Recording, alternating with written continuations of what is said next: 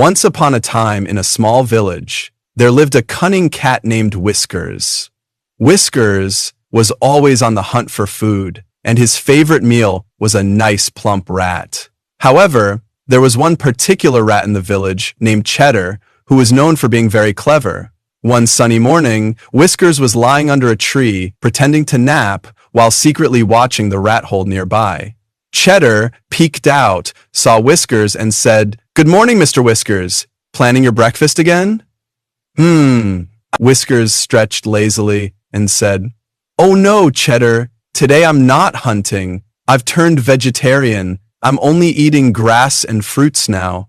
Cheddar laughed. "A cat eating grass? That's like me eating stones." "Nice try, Whiskers, but I'm not falling for it."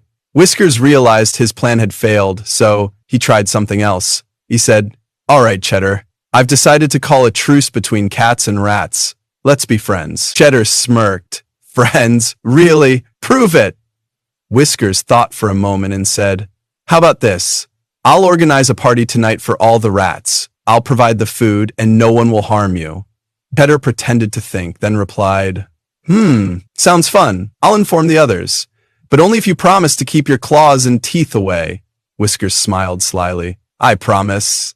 That night, Whiskers arranged a feast of cheese, bread, and fruits in his backyard. One by one, the rats came, led by Cheddar. Whiskers hid behind a bush, ready to pounce, but Cheddar had a plan. As soon as Whiskers leapt out to grab the rats, Cheddar shouted, "Run!" The rats scattered in all directions, except for Cheddar, who stayed behind.